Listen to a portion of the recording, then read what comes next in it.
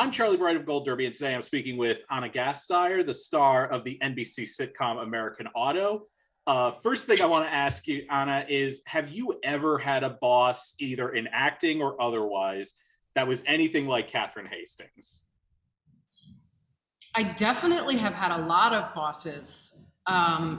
I've had meaner bosses in some respects than Katherine Hastings. I think what I identify in her and recognize from a lot of bosses that I've had is, particularly in female bosses of a certain generation, that there is a need to constantly project confidence and to project like they understand what's going on, but also hopefully what I'm doing with the role is belying an underlying absolute panic with my lack of knowledge. So it's a little bit of a combination, you know. I mean, I definitely think Justin always maintains that Katherine's smart, and I think she is. I think she has an MBA. I think she's studied, but I think that particularly because she's a boss who is my age, she came up during a time where women had to sort of be tough first, and then kind of deploy feminine instincts second. So I think that's like her inner struggle, if that makes any sense. So I had a temp job. I was like the master when I was doing my early survival acting jobs, where I would get a temp job and then I would have it for like a year and a half,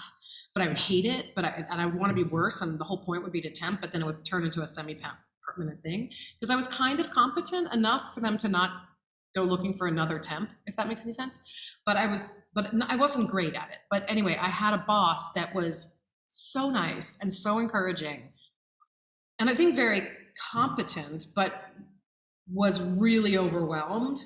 And she would constantly come out of her office and sort of yell bumper stickers at people like, "Go team!" You know, and like whatever, like it takes more than a man to climb a mountain, and would like head back into her office. And I often feel like Katherine has to lean in that direction. Yeah, like that sort of like, they mean well, but everything feels like corporate synergy. That they're saying. Yeah, when panic sets in, like the default exactly is like a corporate bumper sticker. So what about playing Katherine Hastings came easiest to you? But I'm also curious as to what was the most difficult part for you about playing her? Really good question.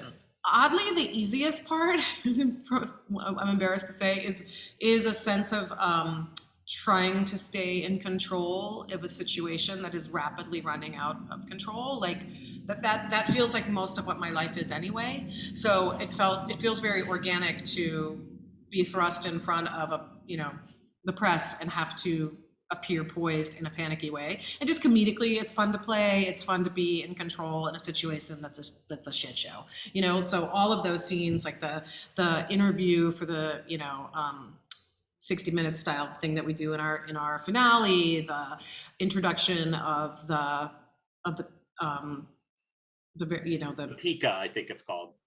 The Pika's halfway through the season. The first car is the platypus one. Ponderosa. Thank you. Thank you.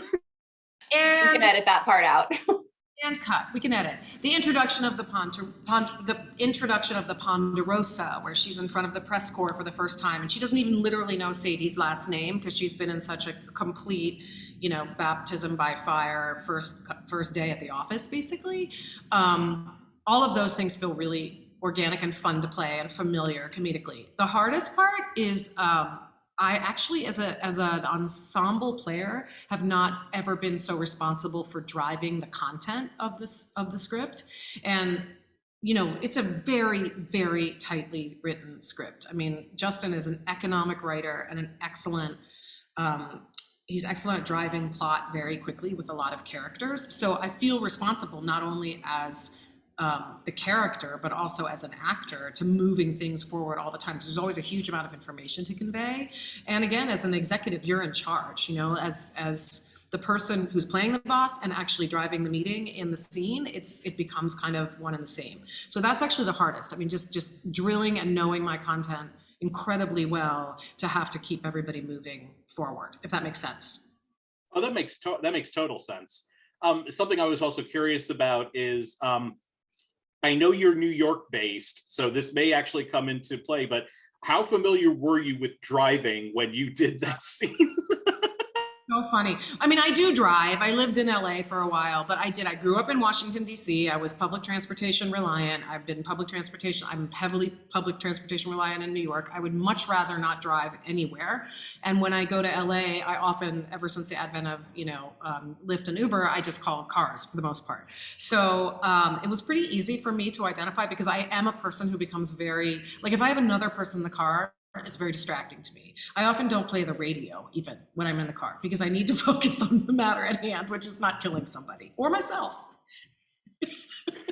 And I do also want to commend you on taking public transit because Metro here in DC, because Metro's only gotten worse. There's literally a website called ismetroonfire.com. It's so clean by comparison. When I go home, I feel like I'm so excited to take a clean subway. So what's really what comes across really well in the show is the ensemble nature. And I was talking to Justin just earlier, and he talked about how quickly you guys really gelled together. What were some of your favorite moments where you really got to play off of your co-stars during a certain scene? I mean, oh wow. There are a lot of really great ensemble scenes in every episode where we have to sort of solve problems and stay up all night. There was one where we stay up all night deciding whether or not we're going to recall the car because of these locking paws that have rolled out of park and killed people, but we don't want anyone to know. And again, it wasn't actually a really late night, and we were playing a really late night scene. And any of those sort of crisis mode scenes are really fun, where we all fire. Again, the characters are all so distinctive and their agendas are so specific. And again, that's a massive tribute to Justin. And in such a short season, it was 10 episodes, and we got there pretty quickly, actually, by comparison to other shows that I've done.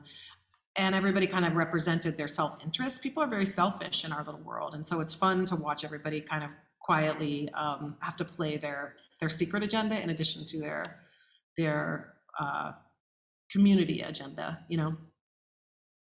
And I got to say, I mean, you had so many great scenes in the show, but I think one of them that really stood out to me was that final part of the finale where you walk into that boardroom and and we see something that it feels like we hadn't seen of Katherine, where like, this is why she was hired. And yeah, and I'm just like, what is it like to play that kind of cathartic scene for this kind of character?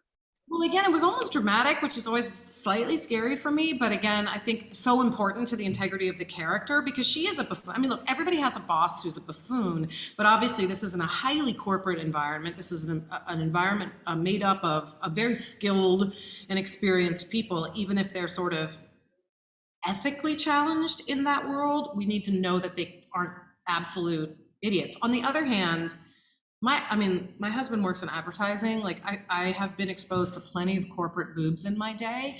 Like, I don't think that people are like, well, you're an actor, would you ever have known anybody? But yes, I think there's plenty of people who are working in the modern American workplace who are not particularly fantastic at what they do, but who have an enormous amount of authority and control huge accounts and whatever, things like that. So I kind of leaned into that idea that you could be, well-educated and mostly competent, but also deeply insecure and get in your own way at your own workplace. But at the same time, I think it was satisfying to imagine for a viewer who might be questioning, why is this woman even at this job, to finally lock into, oh, I see. Because she does come from pharma, and she probably has faced a ton of public scrutiny and public crisis, and she isn't particularly hung up with ethics. So she can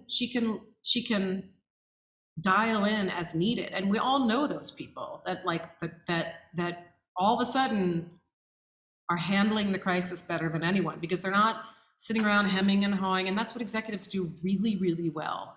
They're the best. They have the best version of ADD. They're like, do this, do that, do this, do that. I'm not going to spend a lot of time on the details. I don't care. What do you say? I might get sued. Don't care. Yeah. I mean, I was going to say, I know a lot of people like that. Some that I haven't worked for, the owner of the Washington football team, who still has yet to justify his 20-year ownership of the team. a new name. And why not just keep a Washington football team? I bought a jersey, by the way. I mean that's what they do in soccer. They just call them the football clubs. It was kind of cool, you know. It was kind of like meta and cool. You got me on that one. I want to ask you about some of the other things, because you've had this amazing career, including getting to play the role of Elphaba on Broadway. And what is it like to step into that role when the character is already iconic and it's still in its original run? And still, I'm sorry? Oh, and still in its original run. Well, so I was really lucky because I was basically the third Elphaba. We started the Chicago company where we went out of town, and so we had a proper rehearsal period. We had the character had been around not long enough that every piece of it had been exhausted. So we early on, Mark Platt and Joe Mantello like sort of leaned in heavily to the idea that this was a comedic. That Elphaba had sort of a dark sense of humor, which I think she did in the writing. It's there, and in the and in the novel, and the idea of, you know, sort of dark people are often funny people. So that I was able to kind of find what gave her own edges and made her funny, and that felt original enough. Vocally, it was terrifying because you have to fit your own voice into Idina Menzel's blueprint, and she's got monster lungs, and you know she can sustain a note, as you know, longer than anybody. And so it was wild, but it was the greatest training. I mean, just like SNL, I think there's kind of no way to get better quickly without being in these very intense workplaces and surviving. From my personality, so I just grew very, very quickly. Like I could have shrunken, I could have dissipated under the pressure, but I feel like it was so good for my voice in the long run, and it made it a stronger instrument, and it gave me all kinds of confidence that I would never have had. And again, it's a fantastic role. I mean, she's vulnerable, she's honest, she's human. It was a role of a lifetime. So I got to do it in Chicago, then I got to come to Broadway and do it, which ended up being easier because I'd already originated this thing in Chicago and had to up and run with it and have it reviewed and all of that, which is its own level of terror and scrutiny. And contrasting that with another thing that you've done, actually more recently, when you were on The Masked Singer, and I will say yours was the only time I got a correct guess just from the clues. Oh my God! And it was because in one of the clip packages, there was a playbill that had 3 pennies on it, and I went, she was in the 3 penny opera revival. Now, you might be the only person in America that knew that. That's absolutely incredible. I mean, because I still have people all the time who, and the reason I did The Masked Singer was that exactly to address exactly what you're saying. It's very confusing to people when you do more than one thing. And especially with the power of television, if you do 6 years on a show as iconic as SNL, you're sort of locked into one thing. And so my life as a vocalist and as a theater person just seemed, it's much smaller by comparison. Even if you do a show as big as Wicked, even if you do it in as a theater as big as the Nederlander or the Gershwin over a year and a half time, like, you know, and musicals like 3 penny opera. So that's why I did The Masked Singer, just because I had a record coming out and I was excited to just like find an avenue that educated people, you know, a little bit. I mean, not that people need educating, but it's kind of a fun gamble. And I've always wanted to ask someone this. How uncomfortable are those costumes to wear? It's really terrible. It's so, you can't see anything, you can't hear anything, you don't know what's happening. I really did not enjoy the sense of being out of control. Because the other thing is, like, as a performer, like I'm pretty, you know, I've been at it for a while now. I kind of enjoy walking out on stage, and I hope that people are predisposed to knowing who I am. So The Masked Singer, it's scary because you're in the dark with the audience, you know, and you have to perform like a theme park character in order to express yourself. And I'm a very expressive character, so I had to do a lot of large like waving and like air kisses and stuff. And if I remember correctly, one of the songs you sang was Respect, right? Was that, I was completely... No, it was Think. It was Think. And I was just completely blown away by it. I was like, holy moly. Like, Well, Thanks. I was just like, and that was like, even before, I think it was before I figured out that it was you in there. And I was just like, whoever this is deserves to win. Oh, come on. That's so nice. Well, it turns out I didn't. So there you go. You won in my heart. And I think that's more important. It's important. It's important. So I also would be kicking myself if I didn't ask something about SNL. I was discussing with you beforehand how I remember watching you from when you first came on the show, and I think it was the 96 or 97 season. Yeah, you got it. And what I'm curious about is, what was your favorite, it's a two-part question, what was your favorite original character to perform, and who was your favorite celebrity impersonation that you got to do? Oh, that's easy. I would say probably the middle school music teachers, Bobby Mohan Culp and Bobby and Marty. I mean, I don't know. There were a lot that I loved doing, and there were all kinds of ones that weren't popular that I also enjoyed doing. But the one that I did the most, that was the most kind of fun, soup to nuts, was the middle school music teacher, just because I wrote it with Paula Pell, who's a genius, and with Will Ferrell, who's a genius. And it became sort of infamous at the show because we would procrastinate for 5 million hours every time we wrote that thing. It would take, for what it ended up being, it was absurd. It would take like 14 hours just to write one of those. And we often would just chitty chat and have a good time and bullshit until we were against the wall and absolutely had to start writing at 5:45 on Wednesday morning or whatever it was. So they were always fun, but they were fun to rehearse. They were fun. The medleys were fun, but the life of the characters were fun too. We loved writing the detail, the passive aggression of that couple. It was so fun to play. So that was always a good time. And then I think I really enjoyed doing Martha. I mean, so in control. The writing was fun. I did the first one with a writer named Norm Hiscock, who went on to do all kinds of other things with Parks and Rec and other shows. And then I wrote the rest of them with Tina Fey, who's a genius. So they were just sharp and funny and observant, and they were a good. We could kind of take on any issue. We could take on.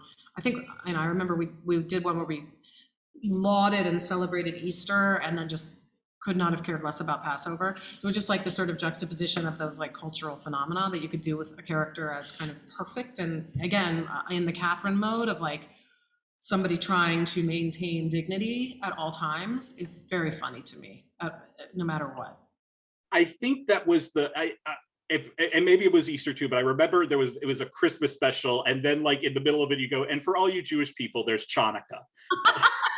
You know, it's funny that you said that, because I wrote that pronunciation of Chanukah. So when I auditioned for SNL, at the last minute, somebody said, "Oh, you need to do impressions," and I wasn't an impressionist. I was a groundling. I did characters. But I was obsessed with Martha Stewart, and it was early on in her show, and so I wrote like a tiny introduction. It was like a throwaway where I could do like 6 sentences with my lousy, crappy wig and impression, and I did a Chanukah joke in there. So I'm pleased that you remember that. And it's one of the ones that I always think of, and it's one of those random ones where I start thinking about it and I start laughing uncontrollably in the middle of the. I'm just glad I'm working from home now, because it's not happening in an office anymore. That's awesome. Well, Anna, thank you so much for joining us. We wish you all the best during this award season. And to all of our viewers, please like, subscribe, smash that subscribe button. And don't forget to go to goldderby.com and make your Emmy predictions, because they're coming up. Thanks so much, Anna. Okay, thanks a million.